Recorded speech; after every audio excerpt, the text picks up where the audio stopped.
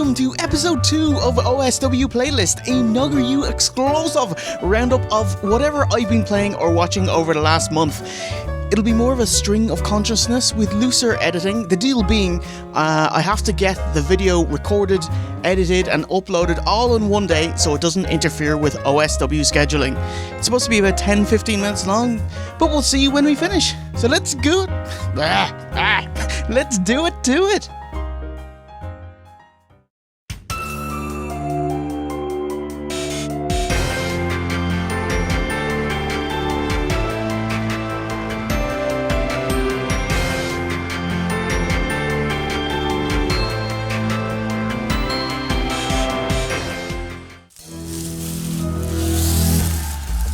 First up, Night in the Woods. The sadness is real! A depressing millennial economic collapse simulator. Developed by Infinite Fall and released February 2017. And I played the extended version called Weird Autumn, which came out in December. It's a single-player indie adventure game. More of an interactive experience. Like, the thrust of the game is walking around town and chatting to your friends and family, spending time and getting to know them. Like, so there's no skill required. Apart from there's these rock band style songs at band practice, and there's a nifty minigame you can play on May's computer called Demon Tower, which is a roguelike game. I don't understand it. Like, I never played Rogue, but I did play Gauntlet for the C64. Anyway, it's a pixel art, procedurally generated dungeon crawler. It's a lot of fun and actually gets really hard. Anywho, Night in the Woods is like the video game version of BoJack Horseman, in that it's a tale of struggling with depression and life in general, serious issues made more palatable because they use cartoony, talking, anthropomorphic animals. Like, instead of a washed-up TV actor, you are May, an aimless, snarky college dropout cat. It's not Hollywood, it's Possum Springs, aka small town USA ravaged by the economy. Geez, you explore town and the amount of closed stores is so sad. The cycle's relentless as well. It's like the town is dying and there's no jobs, so no money, so no spending of money, so stores close, meaning no job. What else is relentless is your parents' support. What's cool is that in the morning you hop on the kitchen counter and you chat with your mom, and then you go out and do whatever you're going to do that day, hang out with your friends, and you come back home. Before you sleep, you chat with your dad on the couch. It's quite nice. One part stuck out. Early enough in the game, you're talking to your mom about school. Things go from zero to real very fast. Because the whole story is you dropped out of college, you come home to your small podunk town, and it's kind of changed and poor, and you kind of get used to life there again. Your mom kindly lets you know the house is worth less than their repayments, and all of their plans and money were thrown away because you weren't in the mood, so dropped out of college. May ends up insulting her mom, calling her the latest in a string of failures. It's like, fuck. This all sounds mighty depressing, but the characters are so supportive, generally positive, and try to keep things easygoing. Like, they make jokes whilst explaining how they're feeling. Your two best friends are B, who's a goth crocodile, cynical but self-reliant after her mother died, and the dad he's just veggies in front of the TV. And Greg the fox is the best friend you'll ever have. He's like Mr. Peanut Butter. He's so overjoyed to see you. He'd literally waggle his arms and freak out, go, "Pizza party, yay!" Just insanely happy to see you all the time. Positive and energetic. Oh my god, keep him. Because May's got nothing going on, so it's like, you gotta be around this guy as much as possible. It would be grim without him. Getting to chat with him quietly, like everyone, there's always a kind of a sad edge to it. Like, he has bipolar disorder with massive mood swings and riddled with insecurity, considering himself trash and not good enough for his boyfriend. It sounds so sad, me explaining it, but it's not a sad playthrough. There's some fun mini-games, like poking a severed arm, stealing from a clothes store, and other interactive bits, like going to Donut Wolf, but seeing double while you're continuing to eat. When you go out during the day, get to play some kind of mini-games. Like, if you hang out with Greg, you play baseball with light tubes, like ECW, outside his job at the Quickie Mart, smash up a car for a battery, and play knife jousting. There's some fun lines as well. Luck is for losers, with a luck machine. And you go to Greg's place and all your friends are there and you say, "Thanks for coming." And he's like, we live here. Thought that was awesome. When I said poking a severed arm, the overarching town-wide storyline is that people have been going missing, including a child, Casey. And you're absolutely being followed by some sneaker, so you investigate. The story is wrapped up with a big bang, and there's even an epilogue afterwards where you get to chat to everyone one more time. You get to choose between Greg and B, and sometimes Arthur, of who you want to do missions with, i.e. who you spend time with. And at the end, you have a chat before band practice with either B or Greg, which is determined on who you spend more time with. So that'll make you want to play the game a second time or just check up the kind of walkthrough on YouTube, you know? I got with Greg because he's the best. It's worth mentioning that Greg and his boyfriend Arthur are gay, obviously, and May is a pansexual, so she's not with someone because of their gender, that kind of thing, which I'm sure leads to anxiety and insecurity, but it doesn't really crop up beyond we're in a town and we feel a bit outcasts, you know. Big thing with May, oh my god, she mentions stopping seeing people and just seeing shapes, like she has a dissociative disorder, and that people aren't really there, just shapes, which struck me hard because I was enjoying the game and I was feeling for the characters, and then it hit me. These characters aren't real. They're literally shapes drawn and animated and voiced in a game. So, in fact, bit of meta there. Anyway, it sounds sad. It's really not. Every bit of dialogue, you'll get a laugh. I really enjoyed playing it. Recommend it. Very different than any kind of Triple H New League titles. AAA titles. It's out on PC, Mac OS, PS4, Xbone. Just came out on the Switch, and it'll be out on phones, iOS and Android sometime in 2018. Cost me about 17 quid, and I spent about 12 hours playing it. Maybe 3 of that was Demon Tower, because it's a lot of fun. Yeah, go ahead and play it, and if you do, let me know what you think. Alrighty. Greg rules, okay? Some people are one way, that's how they stay. Some people find one life, they live that way.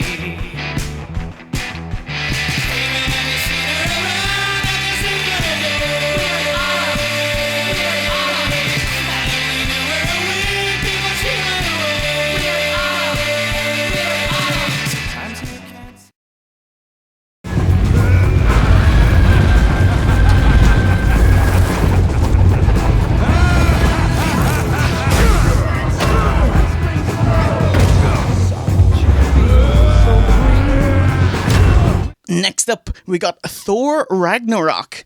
Did you know this film leaked to the internet about a month in advance as pre-orders on Movies Anywhere and Vudu pushed the actual film to iTunes? So this pirate team called Evo spent 10 hours cracking it and released it out onto the world. Feel a smidge bad for it as this is my favourite Thor movie. Alright, let's just get into it. I wish I didn't see the trailer as the Hulk's arrival and his part in this film. Would have been a fantastic, massive surprise. From this, I'm done with Marvel trailers, so I'll just watch the film. I'm going to watch it anyway.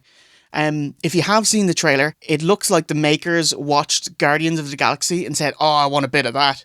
And it does feel like that. The tone is more jokey action. There's more garish attire and colourful buildings and beautiful, vibrant city landscapes. And some 70s rock, like Led Zeppelin's Immigrant Song, which is perfect because it's about Norse mythology and Valhalla. Hilarious that this actual song is about Iceland, but the film's about Norway. Anyway, thank God Chris Hemsworth cut his hair, so he's more removed from the comic book Thor. Honestly, I never liked him. When I saw him in Thor 1 and 2, he just sounds like a high school kid in a college production of some Shakespeare play. It was awful. I don't believe him. He's just some Australian surfer dude. And in this one, he cuts his hair and he's smart alecky. And I love the lightning effects. Looks badass. By the end of it, he's straight out of Mortal Kombat. He even raiding torpedoes into the bad guys. Wait, lick a gay? What? Anyway, so big win there. Kate Blanchett is the main baddie, Thor and Loki's older sister, Hela. No, Cartman, Hela. Which is a bit bollocks. How would you not be mentioned of before? But they do say, hey, the dad, he just kind of wiped her from history, which is a bit bollocks, you know. Marvel generally have a problem with generic main villains. Like, they're all 100% evil, bent on domination, blah, blah, blah, probably a grey orc of sorts. And this one was better fleshed out than all of them. Which is not saying much, but I appreciated she had a legit gripe, being cast away by hypocrite Odin, who completely concreted over his bloody past and his rise to power. So good job! Did you see she wore black and green, just like Loki? So they had Tom Hiddleston dressed in a kind of blue accent instead. So there you go. So, you know, you can tell them apart colour-wise easily. He also uses little knives, which is a bit shit for the god of mischief.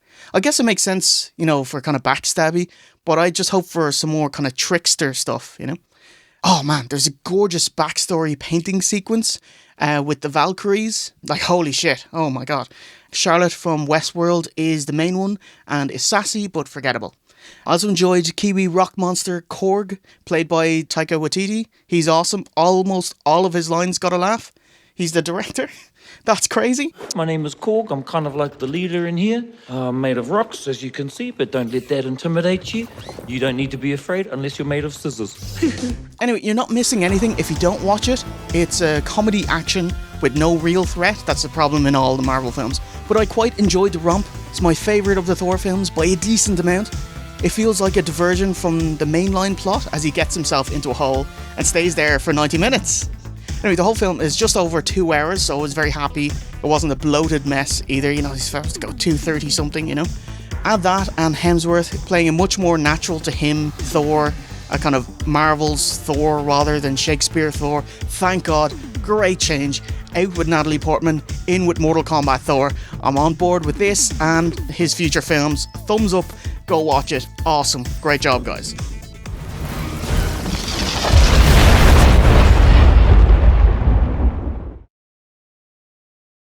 This was on the body.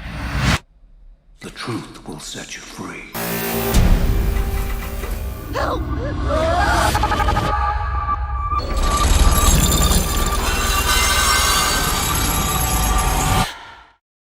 All right, last on our list for February 2018, Jigsaw.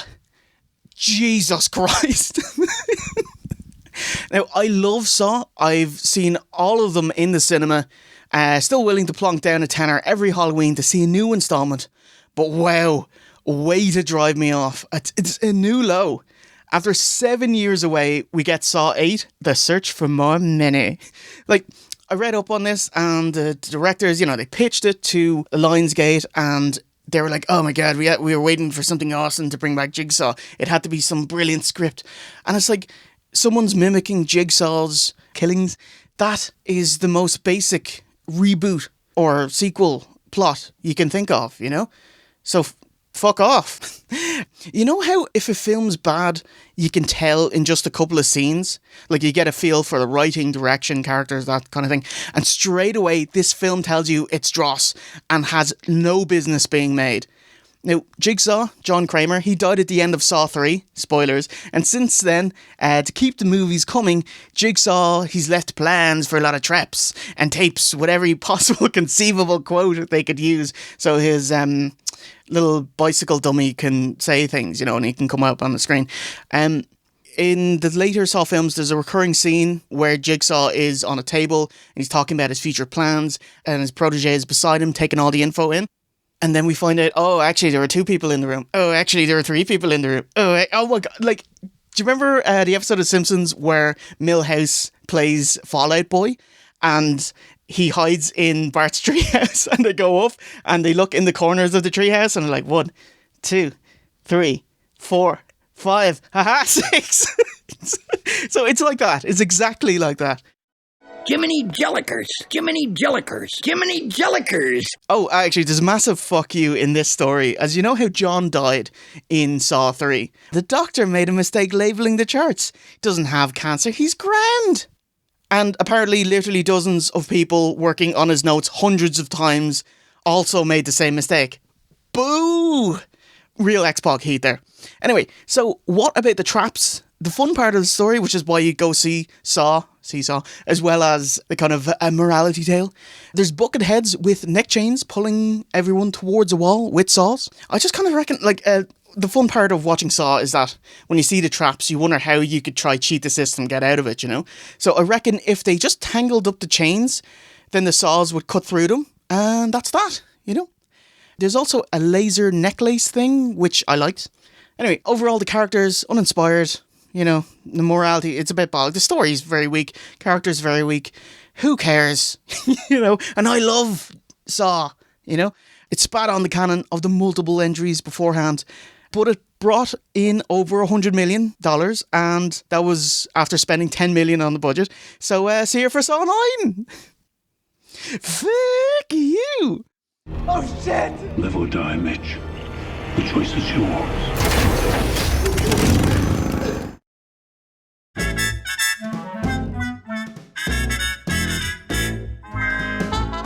Well, that does it for episode 2 of OSW Playlist. Hope you enjoyed it.